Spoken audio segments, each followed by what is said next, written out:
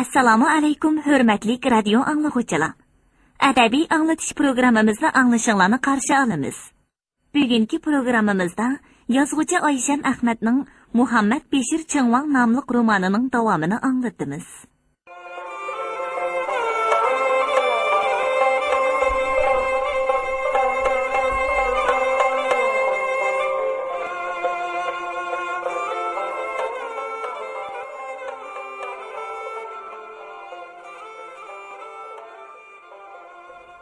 Bu pürkenci romanı yiyip görse, altın gülleri tolun ay etrafındaki sansızlığın yıldızlığa o'xshaydi. Bununla 16 sar altın işlengen idi.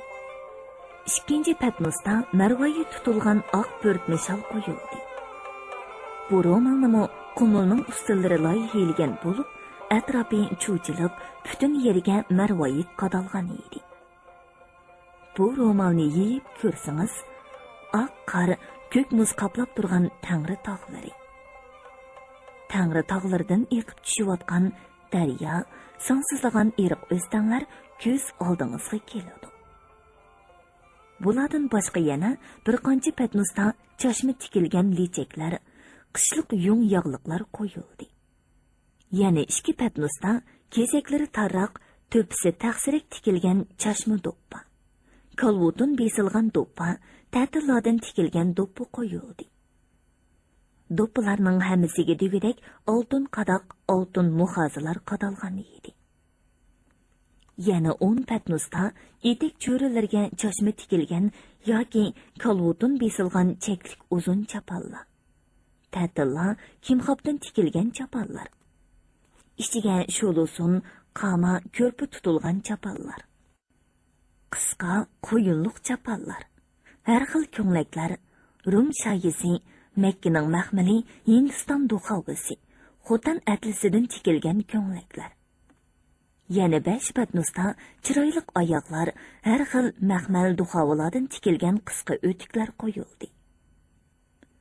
O'tiklarning uchi va qo'nchig'a kumushdan gullik naqshlar ishlangan edi. Yana turli chashma tikilgan oyoqlar, paypoqlar qo'yildi. Yana ikki patnosda ufpa anglik, qoshliq, puraqliq narsalar. Ipar, zapa, mushki andarlar bor edi. Bularning ichida eng ko'zni chaqnatadigan supi zinnatlar edi. Qiz taraf mehmonlari o'rinlaridan turishib rahmat aytishdi. Oxirda ikki tarafning yuz oshqi beyitlarini aytishish boshlandi. Qoida bo'yicha qiz taraf avval beyt boshladi. Unchini tizduq chin sadab bo'lg'aymi deb, ko'nglimizni o'zlariga paduq mehribon bo'lg'aymi deb. Mehribondir o'zlari, shirin shikardir so'zlari, gunoh qilsaq kechirgayla podshohim o'zlari. Egiz do'ngning ko'langisi sayni talishur, yaxshi bilan yo'ldosh bo'lsak, xo'ymi yarishur. Daraxt bo'lsa, egiz bo'lsa, egilmas bo'lsa, yeshil yo'pirmoqi to'kilmas bo'lsa, yaxshi odam yomonlarni to'rimas bo'lsa, bir yaxshiga bir yomonni buyurmas bo'lsa, ikki yaxshi bir bo'lganda ayrilmas bo'lsa. Rahmat. Çeksak sandık açıldı, gülleri başka saçıldı. Xenim balamni bir ko'rib, xasta ko'ngillar açıldı. Xenim balam ay iken, qara qashi ya iken, bulaqqa o'xshash ko'zlari ay yuziga nur iken. Altın tillani oldik, chini taxsiga soldik. Chiroyliqqina xenimni o'z ilkimizga oldik. Altın tayni mindik biz, altın taqqa chiqdik biz. O'zlari bilan to'y qilib, murodimizga yetdik biz. Tal uchi talga yetishdi, tal uchi taldan yiroq. Meylimiz xenim balamga tushibdi, na qilay, uylar yiroq. Uy yiroqi bo'lsin, ko'ngil yiroqi bo'lmasin. İki balamning o'ttirsida va'di yolg'on bo'lmasin. Rahmat. Shuning bilan Qo'muldagi 9 kunlik to'y oxirlashdi. Bu shaharning g'arb tarafida 10 mo yerni egilgan cho'ng darvozaliq bir hovli bor.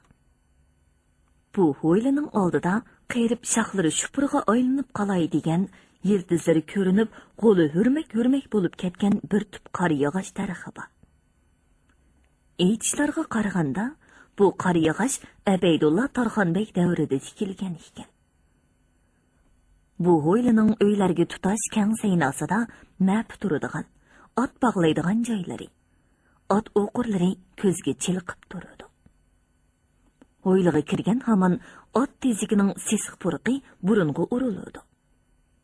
Hovlining shimol tarafidagi uylar bir-biriga tutash sinangan bo'lsa-mu, ayrim-ayrim eshiklardan kirib chiqqili bo'ladi. Bu uy hovlilarning tomlari pishqin bilan suv olgan bo'lsa-mu, uzun yillargacha qayta suv olmagan.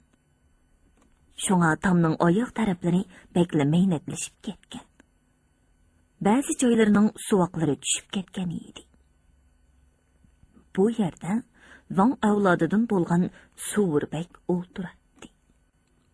Suvurbek Muhammad Beshir Chingvangning dadasi Ardeshir Van bilan bir navri bo'lgan Noshatbekning o'g'li. Vanliq shajarasi bo'yicha aytganda, Muhammad Beshir Chingvang bilan bir avirlardan bo'ladi. Ularning yosh qurami tang bo'lsa-mu, ko'rinish jihatdan xilli farqlanadi. Muhammad Beshir Van qomatlik, chiroyliq, salobatlik odam. Suvurbek bo'lsa, bo'yi pakar, ko'zi kichik, yuzi so'zunchoq, beshi yo'g'an, puti qisqa odam edi.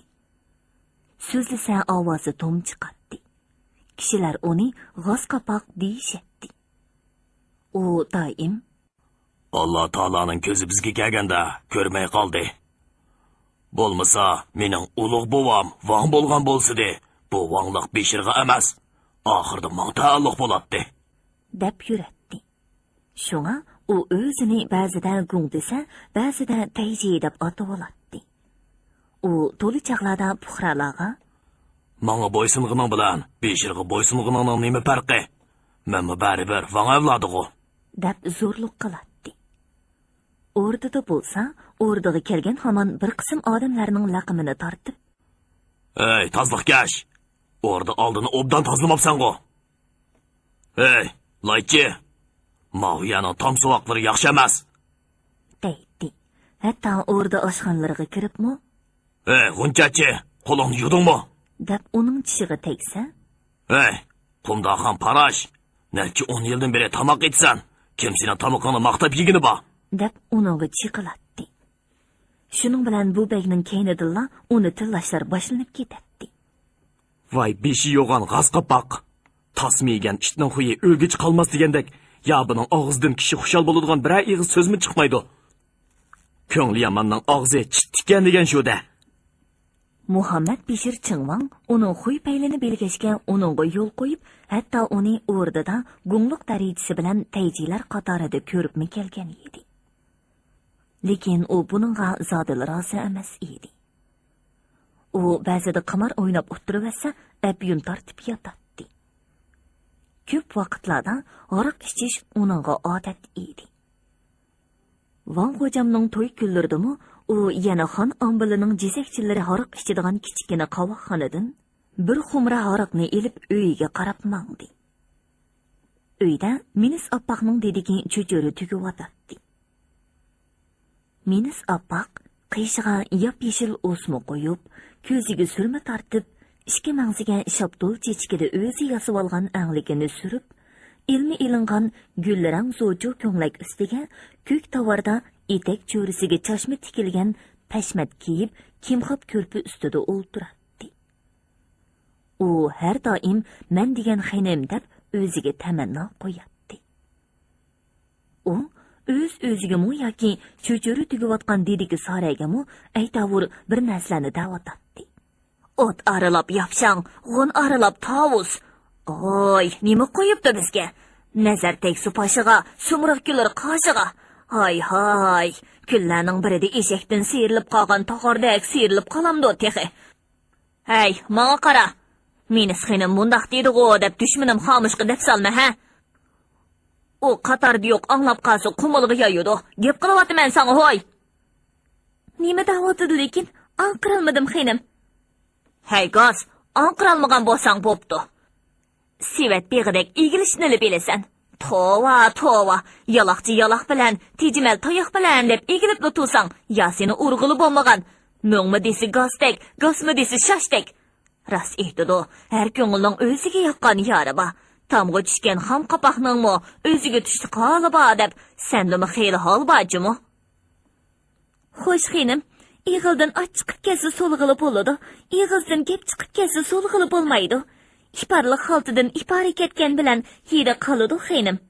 Ha, da, men seni möğmikeyen dep yoxtu qıp qapdı men. Hay, qara usap olturğunum ne?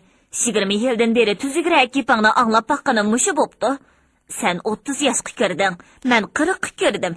Toy qılıp qoyay desem, haqla bu hoylığı işki yoğullığı kelgili unumaydı. Senin bilen icil bop qapdı men, şunu sırtqı çıkarğım kelmeydi degine. Ham qılmısına xinim, Türkütning çangılı bolsa toşqanning xudasi ba. Ularning so'zi bo'lindi. O'ylada Suvurbegning chekirdekini qirib tükürgen ovozi anglandi. Suvurbeg uyga kiribla qo'lidagi bir xumra haraqni mo'ri ustiga qo'ydi. Ondan uzun chapinini selib kan ustiga tashladi. Suvurbegning qapoqlari selinib, ichidan zahar qaynab turadi. U xotiniga bir qarab qo'yib so'radi. Heliqi elili xinim qandaqroq. Qandaq bo'ladi. Erdisi ernini tishlab o'ltirgan bir xinimchig'i. Atisi kirsak, bultirqirakli yuriydi. Nemisini dey, tova, cho'qir xinimkan desalar u. Bu yerdan qiz tepilmagandek yurt arlab olg'ini shu bir nima ekan? Mening singlim uningga yetmasmidi? Gap qayl desa qapoqdan suv to'kilgandek guldir qiladilar. Burilli beshirg'a deb baxsili bo'lmasmidi? Singlimning ruxsaridan neni malikalar xijil. Qushma osmonda ussa, soyisi yerga tushidi. Nimali qilgan bilan qozondan cho'mishding, qachongacha oltin bosog'ida jon berib yuraverdilar. Ya o beshirning oldida bir eg'iz gaplar o'tmagan. Qani vang jamiyati bo'lganlari. Hey, gapni oz qil. Ikki qilich bir g'ilab qisqamdi. Dedi Suvurbeg shart qilib yerga tükürib. Andin u tugib qo'ygan bir uchum cho'chorini siqindab elib, o't kuyayotgan o'choqning oldida o'ltirib, cho'g' aralash kulni oldiga tartib uning ichiga ko'mdi. Cho'g' aralash kulga ko'milgan cho'chorilar pishildab, moylari teshig'i tepib etilishga boshladi. Uyning ichini piyoz bilan go'shtning mazalik purqi qopladi. Suvurbeg qora-quru bo'lib pishgan cho'chorilarni bir taqsiga silib, gullik shiraga qo'ydi va cho'chorini yegach, yilqi xumridagi mayni kumush jamg'a qo'yib o'tlab ichishga boshladi. Shuninggacha Menis apaq eriga gap qilmadi. Bugun Suvurbegning demi ichiga tushib ketgan edi. Bundaq chaqlarda Menis apaqqa yaxshilik yo'q. Cho'chorini yeb bo'lguncha may xilili yerimdab qoldi. Suvurbegning ko'z chanoqlari kengayib, ko'z olmasi qizirib ketdi. Ham gilini qirib, xatlik tükürishga boshladi. Ondan xumrining ostidagi hamma mayni og'ziga elib, Menis apaqning yiniga surildi va xotiniga yaqin kelib, og'zidagi haraqni Menis apaqning ko'ziga purkivatdi. Menis apaq chirqirab ketdi. Hey, seni sonlamacha, sana o'xshash bo'yni yo'qtul qapoq. Men ko'zi ko'r seni ilib sog'inim bilan sonlangni pishirib olamdi, ha? Hey, aqli yo'q. Oldimga keldi deb yap, og'zimga keldi deb davirdigan dadangning samonliqi emas bu. O degan o'rda. Ota bobomning zamonisidan qolgan o'rda. Beshirg'o bir tiyin. Ammo lekin bizda sizlardan yuqori turadigan inovat bor. Menis apaq chirqirab yig'lamoqda. Ochiq qaraq Menis apaqning ko'ziga kirib ketgan edi. U yig'lab turib so'zlamaydi. Hey tuzkor, o'rdadagi qanchalik inovatingga inovat deysan. Sham o'zini kuydirgandek seni o'rtab kelyotidi. Yana teg'ivongning inovatini saqlamoqchimisan? Tunigundan beri chidimay, o'rdada degan gaplaring elilik bilan qumuliqning ichiga pur ketibdi. Haq boshqani emas, seni tillayotidi seni. Menga ta'na qilyotidi. Bu yerda inovat kerakmi, emasmi? Assalomu alaykum. Deb qo'shnisi shu mahallaning mazini Faxriddin boyning cho'ng o'g'li Ro'za mazin kirib keldi. Ha, mazin, keling, yuqori o'ting. Minis oppoq yog'liq bilan ko'z yishini surtib o'ltiradi. Uninggacha Didek mis Abdu chilapchini ko'tarib kirdi. Xenim, ko'zlarini yuvasalar. Roza mazin o'ltirib duo qilgandan keyin so'radi. Bek hocam, nemish bo'ldi? Bu qilganlari sadili bo'lmabdi. Ayol jamat degan ojiz keladi hocam. Minis oppoq ko'zini yuyib o'tib, neriqi uyga chiqib ketdi. Suvurbay Roza mazninning qo'ldan tutib, "Yuqori o'tsizlar. Qani, yuqori o'tsizlar." deginicha to'rga o'ltirg'izdi va o'zimi uning yonida o'ltirdi. Mazin, sizga day. Alloh taolo aqlni dunyoga opridi qilganda aqlga menga yaqin kel debdi. Aql Alloh taologa yaqin keldi. Alloh taolo endi yong'in debdi. Aql yenibdi. Alloh taolo aytibdi-ki, sendan boshqa hech narsani o'zimga do'st va yaqin yaratmadim. Shuning uchun savobliq va yaxshilikni senga berdim. Shuning bilan birga azobni qo'shib qo'ydim debdigan. Bu Alloh taolaning yaxshilik bilan savobni beshirga bizga azobni berganimi? Qani, ayting amazin. Odam bu kunlarga qandoq chidaydi? Qarang, onun kundan kunga ro'noq tepib, inoatining o'sib ketayotganligini. Men sizga desam, qarang, 12 taqqa ketgan sanoqchilar yetib kelib, beshirg'i ma'lum qildi. Tog'dagi mol chorvalar hasilab oyinib ketibdi. Chorvachilar yalarni o'pib, beshirning omonligini tilabdi. Bu yerdagi ishlarni ko'rmamlar. Burun mata, shatava kiydiganlar, hozir erlari yordan, chimparqot, ayollari zo'cho, tovar kiydigan bo'ldi. Endi ko'mamlar, Xolzati Kimbek yuzi ichilmagan tuqqunini qora qaro so'g' salom bilan beshirga tutdi. Anglasam, bu qiz Badaxshondan kelgan oliy madrasaning eng dongliq oxundan dars ilib, tangdoqsiz bilimga ega bo'lgan ekan.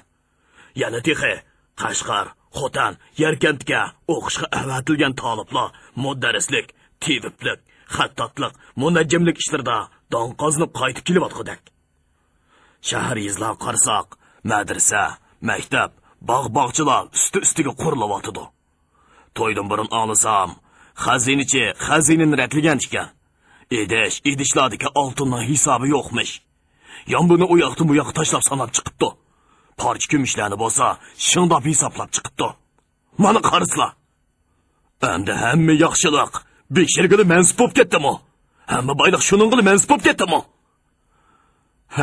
Hocam, kayib bo'lib qopti. Orada qudrat topsa, avam xalq boyasha kelsa, bu shu yurtning yaxshi sifati emasmi? Xudoyimga ming tuman shukr. Bu kunlardan almi rozi. Ota-bovularimizning haqqi hurmati uchun hammamiz rozi bo'lsak bo'ladi. Boya deganlari joiz bo'lmadi, hocam. Nima-dilar? Sizlar bir mazungo, ha? Mening gapimni tushunmayapsizlar? Bir kuni bo'lmas bir kuni o'rdaning yuqorisini bo'ron olsa, to'nini suv olar. Roza mazin Suvurbekning qarg'ishidan xafa bo'ldi. Gerçi u Suvurbekning bu xil gaplariga ko'nik bo'lsa-mu, burunlarda bir ig'izma javob qaytarmay, "Xo'sh begim, xo'sh hojam" deb anglab qo'yadi. Bugun uning bu xo'jaga rastalla ochchig'i keldi. Shuning bilan u nimali bo'lsin, ikki ig'iz gap qilib qo'yay degan tonishga kelib mundaq dedi. Aql sharobda erib ketadi deyishidi. Qarasam, niyatlari yomonkan hojam. Mening gapimni anglab qo'ysalar. Haq taolaning o'z mo'minlarga ato qilg'ini aql bilan iymondir. Iymon etgan bandasi o'z qarindoshlariga yomonlik sanamaydi. U aqli bo'lsa, o'z aqlini ishqa silib, biri ochiqini yutadi. Yana biri o'z orzusini o'ylamaydi. Suvurbekning jirtiq ko'zlari yo'g'an echilib, Roza mazinning so'zlarini mulohiza qilishga boshladi va ichida "Bu bir narsa biladigan-jimo. Buning gapi boya degan gapimning jumlasidan ketib bordi" deb o'yladi. Suvurbek o'zi shundoq bo'lgani bilan qallasi ishlaydi. U maktab madrasalarda o'qiganda hamma bolaning oldida mang'atdi. Muhammed Beşirvan bilan bir madrasada o'qigan chaqlardami hozir javob bo'lib tez fikr qiladi. Muhammed Beşirvanning fikr qilishi osti edi. Suburbek diniy shar'iyni so'zlab boshqalarni qoyil qilib qo'yadi. Shunga u Muhammed Beşirvanға qaraganda men aqlliq edim. Nemishqa Xudoyim menga vangliqni ato qilmadi deb Xudodan og'rinadi. Hasad o'tidan puchilanadi. Qani so'zlisizlarmazna xunom. Quluqim silida. Sili degan Turpanning cho'ng madrasasida bilim tahsil qilgan. Silining bildiganlari menikidan ko'p. Qani nasihatlarni anglay. Amsa uzundan beri bir mahallada o'lpachilik qilib kelyapmiz. Boshqalarga qaraganda men janoblarini nihoyat yaxshi tushunaman. Beadablik bo'lsa-mu, yodimga kelgan gaplarni deb qo'yay. Aql haqida gap bo'lib qoldi. Men eng oddiysi aql emaslar haqida belginimni deb beray. Biri danishmandan so'rabdi. Aql emaslar qanday kishilardir? Danishman aql emaslar doim el bilan adovat turdi. Atrofidagilarga ziyon ko'zlabmag'di. Bashirisi takabbur bo'ladi. O'zini adil ko'rib, boshqalardan ustun tutadi. Fitna fasod qiladi. O'zining aybini yoshirdi. Rostni qo'yib, yolg'onni so'zlaydi. Halol haromni farq qila olmaydi. Zilchi bilan gilamni mukarrama, oltin bilan daramni Madina deydi. Ular dunyoning o'tishidan, oxiratning kelishidan, o'zlarining o'lishidan, qorong'u taryaga kirishidan bexabar. Ayollarini asramaydi. Bolalariga yaxshi tarbiya qilmaydi. Dunyoda mendan boshqa hech kim yo'q deb, umrini doim g'ofillik ichida o'tkazadi deb javob beribdi. Tfi! Sen mening o'ramni qo'laydiganlar ekansan. Hay, Isat. O'zini uni qabul qilib, masjidga kirganim. Sen yalontish, meni ayblatamsan? Pand nasihatingni o'zingga qilib ol. Sen o'qigan kitobni menmi o'qigan? Sen qanchalik nima aytang? Suburbek boya bir oz esini yiqqandek edi. Endi bo'lsa, g'arqlamas holatga kelib, ro'za mazinni haqorat qilishga boshladi. Begim, qoyimsizlar. Men aslida bu gaplarni qig'il kirgan emas.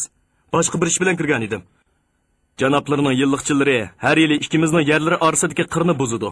Qirni buzib, o'z o'rniga qir chopmay, mening yerimdan qir chopadi. Bugun etizga chiqib qarsam, sizlarning yerlari to'tkazdek mening yerimning ichiga kirib ketibdi. Yilliqchilarga nimishqa munda qilsizlar desam, begim shunda qilinglar degan deydi. Yilliqchilarga aytib qo'ysizlar, o'rmidan keyin qirni joyiga ekilib qo'ysin. Bo'lmasa, Van G'ojamga arz qilaman. Ro'zi mazin bu gaplarning turdan yerga tushib, qo'lini qovushtirib turib dedi. Suvurbek ko'zlarining choniqini kerib, nima deyishini bilmay o'ltiradi. Shu arada uydagi dedek kirib, "Xo'jam, meni sinimning ko'zi echilmayotdi." Qarg'i bo'p qolsin. Bek G'ojam, saq vaqtlarda etiz beshir chiqib ko'rib baqsla. Men etiz beshida yurgili, senda galvan bo'lmasam, bu yurtning hammiri o'rdining yeri. O'rdining yerida meningmi bir o'lish haqqim bor. Elimi sening yeringning oz bir qismi o'tib ketibdi. Hammasini ilib olsammi, ilib olaman. Sizlar yalon to'shlar, izzat qilsaq, cho'rqonlar bilan to'rga chiqsizlar. Shundaqmi? Alloh taolaning hamma bandalari o'xshash. dedi Ro'zi mazin. U so'zlab o'tdi. Bu maski gap qilganlik eshakning qulqig'i nag'irchag'an bilan baravar. Bo'ldilar. Etiz beshida so'zlashaylik. Suvurbek o'z-o'ziga pichirladi. Tongli qiyomat kuni ko'rishaylik. Ro'zi mazin talog'i chiqibla Najmiddin boyning cho'ng o'g'li Ashraf bilan do'qurishib qoldi. Ashraf mazinga salomni bermay gidaygan peti kirib ketdi. Begimni qaytib qo'ydimi nima bu yalontosh? Kel ukam kel. Seni la o'ylab o'ltiratdim. Hay Isat. Ammo ishchidigan nas qolmabdi. Bo'lmasa ikkimiz bugun kayib bog'ida kichik olabdiq-da. Hay begim, shu yoshga kelguncha ishchipli o'tla. Endi tashlamaslim bo'ladi. Bizlar issa kifoya emasmi? Hay, nima da'vatsan? Aroq podshoh, musallas vazir deganni anglamaganmiding, ha? O'rdida to'y qizib kelsa, o'rdiga bormay, uyda o'ltirganlar qiziqda begim. O'rdidimi yeydigan, ichadigan to'lib ketibdi deydi-ku. Mening to'yim bo'lmaganlikka nima qarim? Bugundan boshlab u to'yga hargiz bormayman. Xumulliq bag G'ojamlar, eliylik buralqilar qilib olsin u to'yni. Vijdonli odam jimo'siz begim. Odam deganda vijdon bo'lmas beka. Şuna men janoblarni qaltis hurmat qilaman emasmi? Beshirvangdan silini ustin ko'ramanjimi begim? Agar janoblar vang bo'lib qolgan bo'lsa, ish boshqacha bo'ladi-da. Hozirgacha hammamiz oltin yombiga ko'milib bo'latdik. Hey, sen nima deb oltin yombiga ko'milib bo'latding? Oltin yombi degan bizga mansub bo'lsa. Hey begim, soyillarda kun olmamdiq. Qo'ynimdan to'kilsa qo'njimga deb bizga manfaat tegib turadi. Mana endi bu manfaat siligimi tegmay, elilik buralqılar tegdi. Anlasak, Beshirvang bu to'yga oltin yombi degani chechitibdi deydi-ku. Buni xalq surishti qilmamdi. O'rdadagi oltin yombi degan xalqning qon tarjima begim. Hey, sen nima deb jo'ylayapsan? O degan ota bobomizdan qolgan miros, bizga taalluq boyliq. Xo'sh begim, rost shundoq. Men xato gap qilib qo'yibdiman. Meni kechirsizlar. Anglasam begim, bu to'yda o'rdining bag xo'jillari o'zlarini org'a ilib o'sal ahvolda qo'yibdi deyishidi-ku. Yana texe Tajiddin Teji begimning ayoli o'zlarini Minisxinimni jahonga bir keltirib, g'ayvat qilib yuribdi. Tajiddin Teji begim jim turmay ayollar ichidagi barliq ishlarni Van Xo'jamga yetkazibdi deyishidi-ku. Ayol kishilarning ishi bo'lmamdi. Minisxinim chiqishib qo'yib deb qo'ysa nim bo'pti. Endi qaraslar, Tajiddin Tejining ayoli Xushnubanu Appaq o'rdiga patmay, yugurgidak. Minis Appaq falan, Sovurbek Puston deb Qumul shahriga yeyilib ketdi. Hocam, silimo bexut yurmisizlar. Men bir gapni anglab keldim. Bir yil burun Xotintomdagi Vangning yilqisini baqadigan To'xtaxunni Xotintomning do'rg'isi tuhmat qilib o'rdiga ep kelgan ekan. Tajiddin Teji begim To'xtaxunni nomzindonga tashlabdi. To'xtaxun bo'lsa Vang Xo'jamning to'y kuni zindonda o'lib qopdi. Bu o'limga norozi bo'lgan Xotintomdagi bir muncha xalq Qumulga ariz sunug'ini kelgan ekan. Van Xo'jamning to'y kunlarida so'roq savol qilg'ili bo'lmaydi deb ularni yondiribdi. Mana endi qaraslar, bir muncha xalq to'y tugisa Vanga ariz qilamiz deb kutib yotqidak. Endi Tajiddin Teji deganning-mo ko'rdigan kuni bor texi. Xushalloq bilan qayg'u qo'shgizak degan shu-da. Bu yerda gap Tejiga kelmaydi. Vangning-mo xalq oldidagi inovati to'kiladi. Hiliqi ariz qilib kelgan xalqlar hozir Qumul shahrida bormikan? Bar ekan. Ashraf ularning turgan joyini, odamlarning ismini Suvurbekka aytib berdi. Minis Appaq ochiq qaram va yig'idan qizargan ko'zlarini oran ochgan bo'lsa-mu, bir narsani tuzukroq ko'rolmay, ko'zim qorg'i bo'lib qolgan o'xshamamdi deb bir hozog'icha yig'lab ketdi. U yig'i orasida dedikidan so'radi. Ro'zi mazin chiqib ketdimi? Nima deb kiribdi, u qatodi yo'q. Düşmanım xamış taza söz çöçekке boy bo'ladigan bo'ldi-da.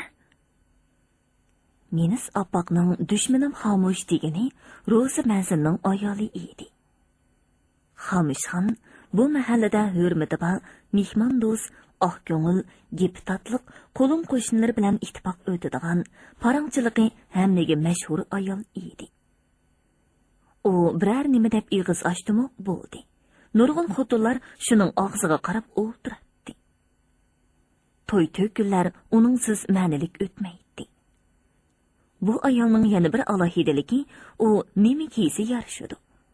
Shunga uni ayollar Xamishxon achamning badini o'tliq deb qo'yadi. Lekin Minis Appaq Xamishxonga o'shmanlik qiladi. Uni zog'dalik ko'rolmaydi. Yangi ko'nglik kiysa badaniga o't kessin deb qarg'aydi. Mahalladagi ayollar uning bilan oppoq-chappoq bo'lib ketsa, ular cho'qim meni g'ayvatimni qilyotidi deb gumon qiladi. Hatto burunlarda Suvurbekni Xamishxondan kullabmi yuratdi. Buni anglagan Xamishxon Suvurbekni yugaga pasa, kala, go'shtnonga o'rab pasa, ishtmi yemaydi. Uning nimasini mendan kullaydi ekan? Qashki u bejirim tuzukrak ar bo'lsa-ku mayli. Bo'yiga qarshi bir g'irich chiroy shakli cho'tehi degan edi. Bu chaqda Minis Appaqning dediki Soramu shu uyda bor edi. U bu gaplarni eqitmay timitmay o'z ayni bo'yicha Minis Appaqqa yetkazdi. Minis Appaq shuningdan keyin erini Xamishxondan kullashni tashlagan bo'lsa-mu, uningga texmi o'sh bo'lib ketdi. "Voy xonim, Xamishxonni qo'yib ko'zlarining g'amini yesalar, Ko'zlari ko'rmas bo'lib qolsa, Xomishxonning oldida emas, barliq mas'ullarning oldida nagin nosamatga qolmamla. O'zlami bir xinim tulsalar, eri palon qipti desa sart emasmi? Rost deysan. Lekin sen bu Xomishga amraqa. Hay xinim, qiziq kella. Qaday gul qisi boyga sanjilamdi. Qanchalik yashab qilganlar bilan bekor. Qashqa yomg'ir kar qilmaydigandekli bir ish. Minis oppoq jim bo'lib qoldi. Lekin shuningdan keyin Minis oppoqning ko'zi qip-qizil bo'lib yuradi. Hatto erining uning ko'ziga horiq purkayotganligini hammasi anglab ketdi. Bu gapni Xomishxon tarqatmagan bo'lsa-mu, uydagi dediki Sara tarqitib o'tdi. Muhammad Beshir Chingvang bugun ish bajarish uchun taxtlik saroyga burunroq kirib o'tirdi. Uning ko'rinishi burunqidekla salobatlik ham tamkin edi. Yuzlarida mag'rurona bir nur aks etib turadi. O'rdaning tayji baglarimi bugunni taqozolik bilan kutgandek hammasi atigandala o'rdaga yig'ilib bo'ldi. Wang saroyga kirib taxtga o'tirib bo'lgandan keyin ularmi keynidan kirib salom berishdi. Ulug' Wang hojamning oltin bo'yi omon bo'lg'ay. Baglarning hardiq chiqib qoldimi ekan? Wang hojamga rahmat. Oliylarning to'y mariksi ko'nglimizni ko'tarib xushallikqa erishtirdi. Hammalarga ijozat.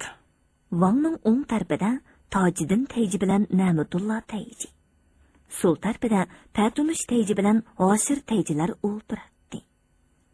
Tojiddin Tayji bilan Patunush Tayji Muhammad Beshir Wangning dadasining davrida amal tutgan Tayjilar bo'lib, ularning yosh qurami 70 ga berib qolgan edi. Muhammad Beshir Wang taxtga o'tirgandan keyin Tayjilikka Na'matullo bey bilan Hoshir begni belgilagan bo'lsa-mu, ammo yoshga cho'ng bo'lgan bu tayjilarni dadasining hurmati uchun yanala tayjilik mansibi bilan hurmat qilib keldi. Tojiddin Tayji bo'yi bastlik, o'zini mag'rur tutadigan, o'zimchil, boshqalarni nazar ko'ziga ilib ketmaydigan odam edi. U ko'proq Muhammad Beshir Wangni o'z og'ziga qaratishni o'ylaydi. Patunus Tayji bo'lsa, o'ttir bo'y, mijazi yengil, so'zi ochiq, ko'nglida nima bo'lsa Wang demay, bey demay daveradigan, xatolik qilib qo'ysa-mu, ham yemaydigan odam edi. Hoshir Tayji bo'lsa, egiz bo'yliq, qaramtul kelgan. Ichidagini belgili bo'lmaydigan. Wang nima desa, xushli deb turadigan bir kishi edi. Na'matullo o'ttir bo'yliq, bug'doy o'nglik, avom puhradan chiqqan oqil bir kishi bo'lib, maktab, madrasalarda Muhammad Beshir Wang bilan birga o'qib, saboqdosh ham og'ayni bo'lgan. Keyin madrasada qilib mudarris bo'lgan edi.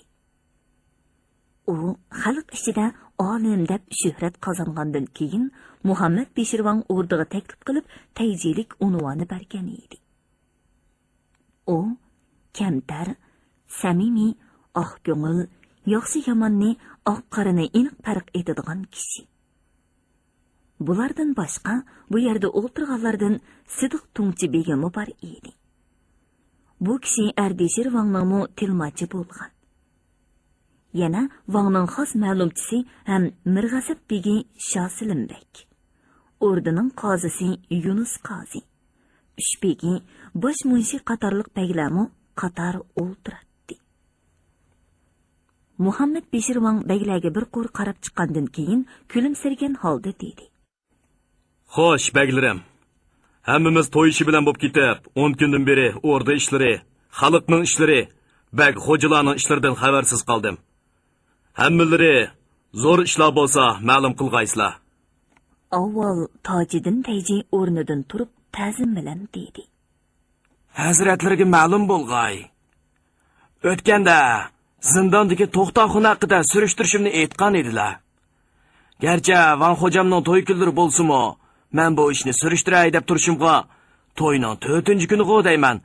Atiganda bizning ishik oldida g'alva g'ovg'a ko'tarilib ketdi. Nim bo'ldi-ken deb turishimga xizmatkor kirib, ishik oldida bir to'p yot-yo'pir kishilar turdi. Nimish bo'ldi desam, bag xo'jan chiqsin, gapimiz bor deyishyotdi. Bu kishilarning payli buzuq. Nimish bo'lganda, chiqib boqmamla begim deb turib oldi.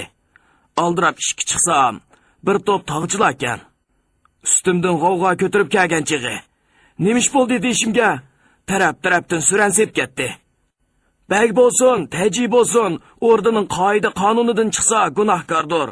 Boy bo'lsin, zardor bo'lsin, xun haqqi uchun barar joyi zaratgarlikdir degan ovozlar qo'lqamga kiribdi. Andirabli ketdim. Oxir o'zimni tutib olib, avval Van xo'jamning to'y kunlari ekanligini eskartdim. Ular shukkida pastgo'ga tushib jimidi. Ondan, birodarlar, menda nima gunoh o'tgan bo'lsa aytinglar. Bu dunyoda bir ozmaz Allohdir. Gunohim bo'lsa, Van xo'jam turibdi.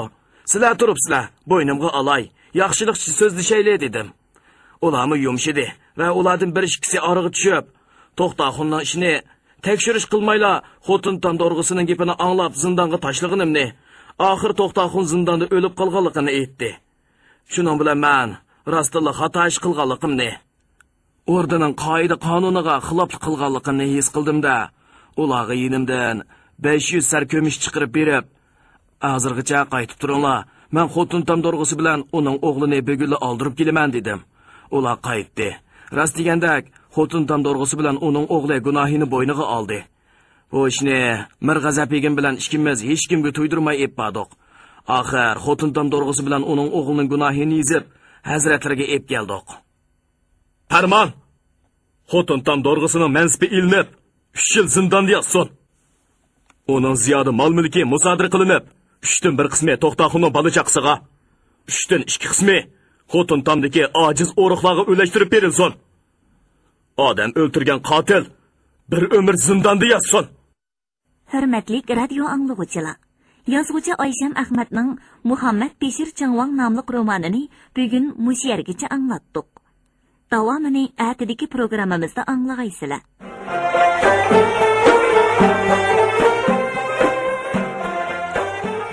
Eshakni akilasang o'qirg'i chichido degan gap bor. Ularning haddidan ishib, hazratlarining muborak to'y kunlarida ishik oldida g'alyan qilishi bu odatga ish emas. Bu o'ltirgan baglarga Qashqariya haqida ozroq so'zlab bering. Shahar ko'rmak, jahon ko'rmak degan gap. Qashqar degan bir cho'ng shahar. Mehribon o'qinim, elilik tuqqanlar qaytib kelsa, zerikib qolarmikan? Qumuldan 40 o'lik kishini eliga ko'chirib olsak, bu ish ixtiyoriy asosda bo'lsa, sizlar qanday bo'lar?